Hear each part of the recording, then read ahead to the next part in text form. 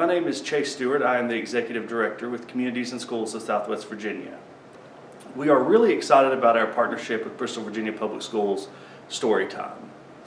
Communities and Schools of Southwest Virginia is a nonprofit that's located in Bristol, Virginia, and we provide supports and services to our students. We are in schools every day to build trust, to establish relationships, and to make sure that you are successful. I invite you to learn more about us by going to our website, www.cisofswva.org, or liking us on Facebook. We hope you enjoyed the story. Hi, my name is Steve Hawkins. Did you ever have a bad feeling about something?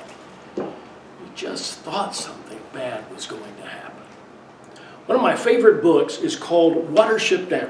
It's a story about rabbits, a group of rabbits that, because one of them has a bad feeling that something's going to happen, they decide they need to find another place to live. And they do. And Watership Down is their adventures as they go to their new home. I'm going to read a story from Watership Down to you today. A couple of things you need to know. Ella Hurrah, this is the story of Ella Hurrah. Ella Hurrah is the prince of the rabbits, and Frith is the sun. The sun, that time, controlled the whole world. So, here's the story of Ella Hurrah. Long ago, Frith made the world. He made all the stars too, and the world is one of the stars. And he made them by scattering his droppings over the sky. And that's why the grass and the trees grow so thick on the world. Frith made the rivers flow. They follow him as he goes through the sky. And when he leaves the sky, they look for him all night. Frith made all the animals and birds. But when he first made them, they were all the same. The sparrow and the kestrel were friends, and they both ate seeds and flies. And the fox and the rabbit were friends, and they both ate grass. And there was plenty of grass and plenty of flies, because the world was new, and Frith, the sun, shone down brightly all day.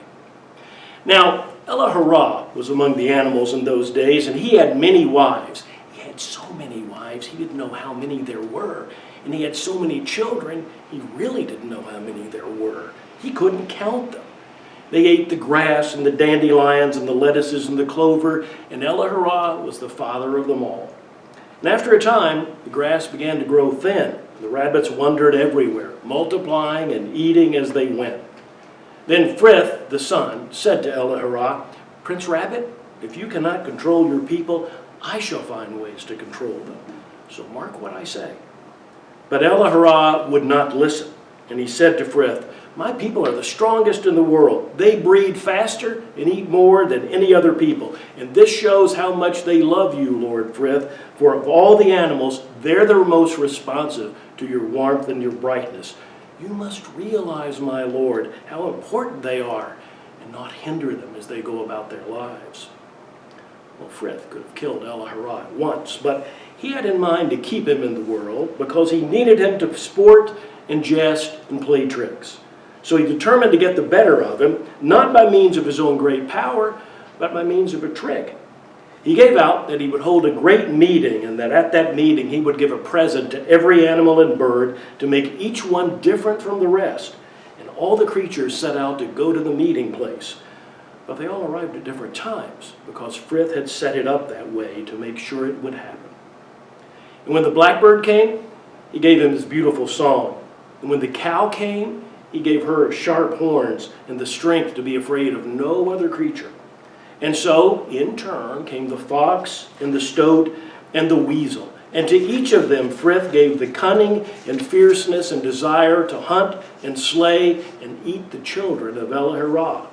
And so they went away from Frith full of nothing but hunger to kill the rabbits. Now, all this time, Ella Hurrah was dancing and mating and boasting that he was going to Frith's big meeting to receive a great gift.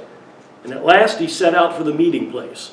But as he was going there, he stopped to rest on a soft sandy hillside. And while he was resting, over the hill came flying the dark swift, screaming, "News! News! News!" Because, you know, that's what it said ever since that day. So Ella Hurrah called up to him and said, "What news?"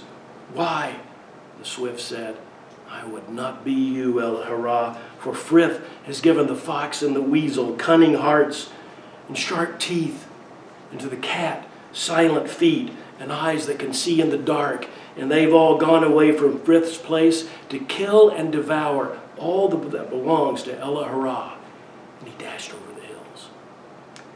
At that moment, Ella-Hurrah heard the voice of Frith calling, "Where is Ella-Hurrah?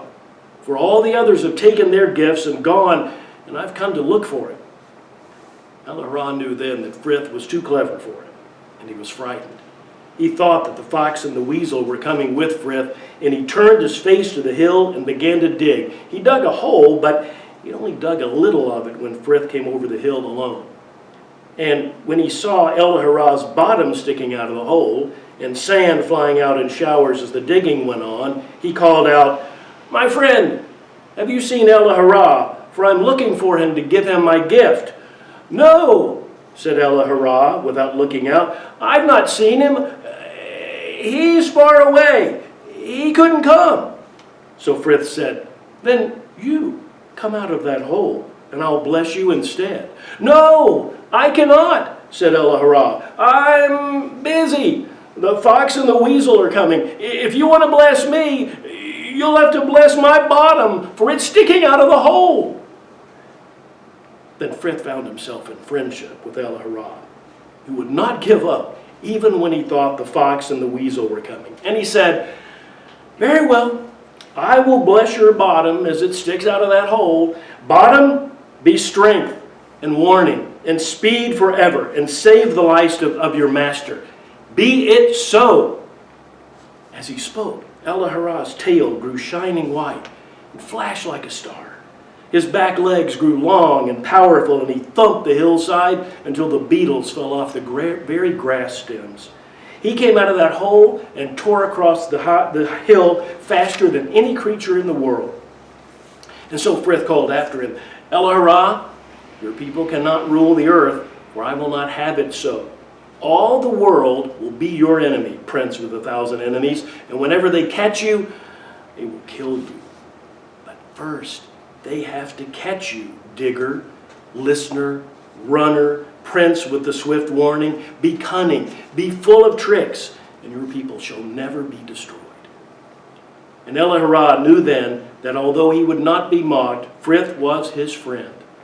And every evening when Frith had done his day's work and lies calm and easy in the red sky, Ella-Hurrah and his children and his children's children come out of their holes and feed and play in his sight.